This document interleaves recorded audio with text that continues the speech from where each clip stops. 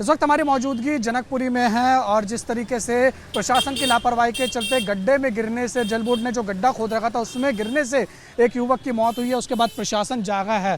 जो दिल्ली सरकार में मंत्री हैं आशीष सूद, एक बारी मेरे सहयोगी अगर दिखाएं तो वो इस समय निरीक्षण के लिए पहुंचे हैं। हर जगह जा रहे हैं, देख रहे हैं कि इस इलाके में कितने गड्ढे हैं। लेकिन अगर पहले प्रशासन के द्वारा नींद प्रशासन की खुली होती, जागा जाता और अधिकारी काम करते तो आज कमल हमारे साथ अपने परिवार के साथ जिंदा होता।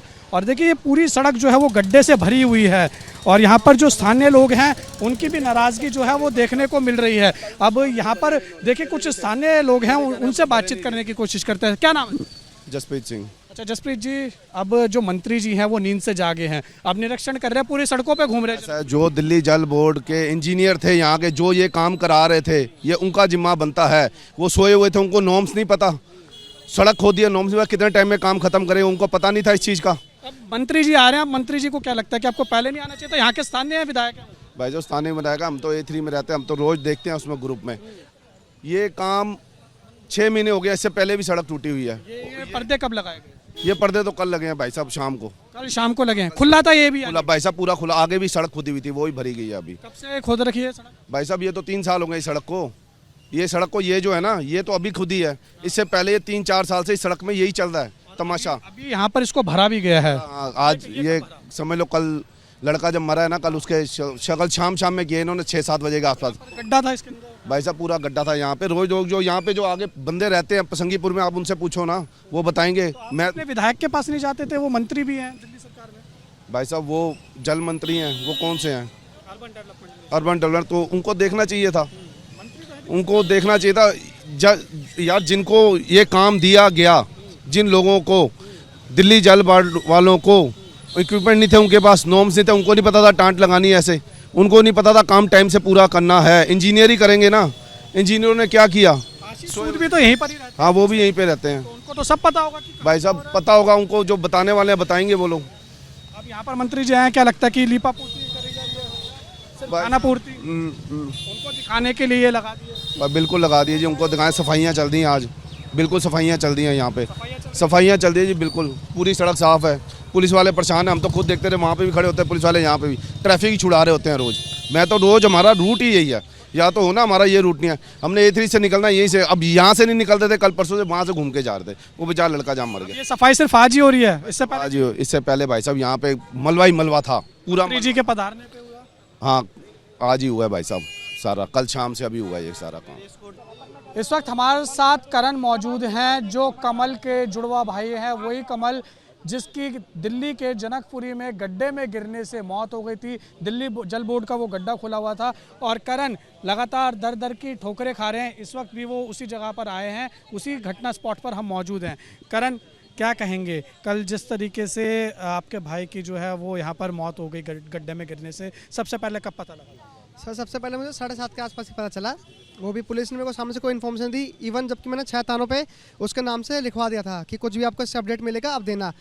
कुछ उन्होंने सामने से नहीं लिया। मेरे हिसाब से जब तक मुझे सुनने में आया कि 5 बजे यहाँ पुलिस के पास चल चुका था और 7:30 तक मैं उसको ढूंढ रहा हूँ बाहर। इवन पुलिस ने मेरे को तब तक नहीं बताया कि भैया ऐसा ऐसा कोई पर्सन मिल गया, आप यहाँ पे आ जाओ। 7:30 बजे ही मैंने अपने भाई के फ़ोन पे फ़ोन किया, उसकी रिंग उठी, तब मुझे लगा कि चल भाई उसने फ़ोन उठा लिया एटलीस्ट। जब मैंने उसकी आवाज़ सुनी तो मेरे भाई का आवाज़ नहीं थी वो, और वो किसी ऑफिसर की आवाज़ थी। उन्होंने बोला कि आप ऐसे ऐसे एक्सीडेंट पे आ जाओ, यहाँ पे उसका एक्सीडेंट हो चुका है। मैंने कहा ठीक है, मुझे लगा ठीक होगा, अभी बात करने की हालत में नहीं होगा, कोई बात कर रहा होगा। मैं यहाँ आके पहुँचा तो मेरे को दिखा कि वहाँ पे एक डेड बॉडी रखी हुई है वाइट कलर के बैग में। मैंने यहाँ पे मुड़ के देखा तो इधर उसका हेलमेट और वो बैग पड़ा हुआ था और उसकी बैग गड्ढे के अंदर गिरी थी। तो मुझे फिर क्लियर हो गया कि अब मेरा भाई मेरे बीच में नहीं है, पूरी की पूरी लापरवाही है इन लोगों के चक्कर में, पुलिस के चक्कर में और ये दिल्ली जल बोर्ड के चक्कर में। तो आपको कल से लेके आज तक अभी तक क्या जो पुलिस की तरफ से क्या क्या आपके जो है वो बात कही जा रही है, आपको कुछ सूचित किया जा रहा है पुलिस के? सर मेरी कल खाली DCO सर से बात हुई थी, उन्होंने ही मेरे को थोड़ा कॉन्फिडेंस दिया हल्का फुल्का कि जैसे जैसे हम आपकी मदद करेंगे। और बट अब तक कोई वैसी मदद मिली नहीं है। मेरे को ही बार बार चेज़ करना पड़ रहा है, मेरे को कि पूछना पड़ रहा है बार बार कि मेरे को रिकॉर्डिंग दिखाओ। इतना टाइम हो चुका है, 24 घंटे से ऊपर हो चुके हैं। अब तो भाई ये लोग सामने से बोलते हैं कि भाई रिकॉर्डिंग रेडी है, आप आ जाओ, आप देख लो भाई रिकॉर्डिंग। इवन पता चले कि किसी की गलती है, बट ये लोग अभी तक कुछ नहीं कर रहे। मेरे को ही सामने चेस करना पड़ रहा है, मेरे को यहाँ से अभी दोबारा पुलिस स्टेशन जाना बात करने के लिए। कोई आपके पास नहीं आ रहा, आपको कोई जाना? मेरे पास नहीं आ रहा है, मीडिया के अलावा मेरे पास कोई नहीं आ रहा है, किसी चीज़ की मेरे को मदद नहीं मिल रही है, कोई अधिकारी नहीं आ रहा सर, मेरे को ही सामने से करना पड़ रहा है। इवन मेरे को वो लोग कॉल करके बोल रहे हैं कि अपने दोस्तों को बोलो कि बयान ना दे।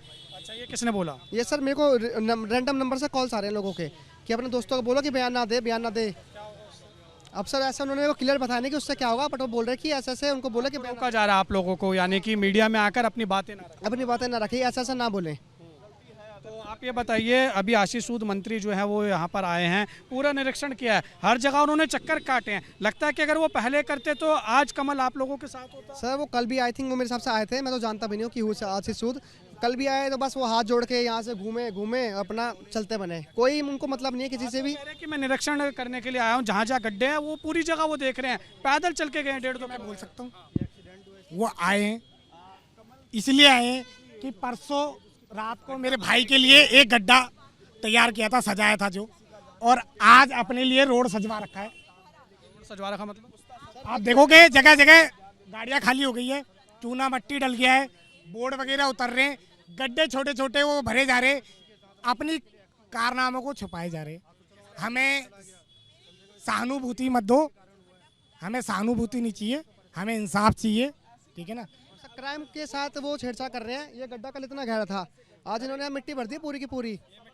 आपको लगता है मैं तो अभी भी बोल रहा हूँ, अगर ये बोलेंगे ना कि हाँ मरने से किसी की मौत होती है, मैं अभी कूद जाऊंगा अपने भाई के लिए। यहाँ पे मैं देखता हूँ कि कोई मरता नहीं मरता, इस गड्ढे में कोई गिर गिर खाएगा ना, कोई नहीं मरेगा। इन लोगों ने पूरे के पूरे क्राइम सीन के साथ इन्होंने छेड़छाड़ कर दिया, पूरी की पूरी मिट्टी डाल दी लोगों ने। 12 फुट का गड्ढा कर दिया है। मैं अभी कूद सकता हूँ आप लोगों के सामने कि कोई नहीं अब तो इसमें गिरने से कोई नहीं मरेगा। तो यानी मिट्टी भरी गई है इसमें? मिट्टी भरी गई सर, सरासर पूरी मिट्टी भर दी लोगों ने। अच्छा, आप ये बताइए कि अभी आशीष सूद से जब एबीपी न्यूज़ ने बात करी, हमने कहा कि आप परिवार से मिलने कब जाएंगे, तो उन्होंने कहा कि मैं कल परिवार से मिलने गया था, मेरी मुलाकात हुई है और स्थानीय विधायक भी वहाँ के पहुँचे थे। आप लोगों से कोई बात? सर सरासर झूठ है। हम तो कल जब यहाँ से निकले तो 1 बजे के आसपास हमने उसकी बॉडी कलेक्ट करी है, उसके बाद हम सीधा शमशान घाट गए हैं और हम शाम को ही वहाँ से आए हैं। कोई हमको ऐसा कोई मिलने नहीं आया है, सब नाटक कर रहे हैं। सरकार की तरफ से मंत्री कोई नहीं आया सर, विधायक? No one sir, no one, मैं बोल रहा हूँ कोई नहीं आया। इवन बस मीडिया ही मेरे घर के बाहर तक आए हैं।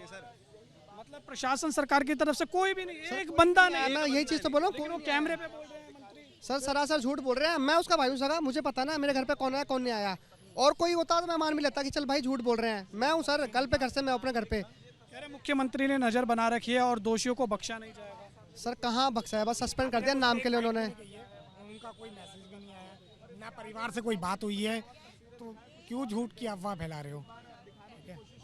सर ये सरासर झूठ बोल रहे हैं, जो भी है कोई मेरे से मिलने नहीं आया है अब तक। इवन हमारे यहाँ का जो लोकल है विधायक, वो तक मिलने नहीं आया है। अब मैं उससे बड़ा तो आपको क्या ही बोलूँ, मैं तो क्या ही बोलूँगा। मैं तो बोलूँगा कि मुझे भाई अपने भाई के लिए जस्टिस चाहिए, जिसकी गलती है उसको अच्छे से अच्छे सज़ा मिलनी चाहिए, और जो मेरा भाई है उसकी आत्मा को तो बस शांति के लिए आप लोग दुआ करें, बस मैं ये चाहता हूँ। FIR की कॉपी नहीं मिली, FIR कॉपी लेने जानी है।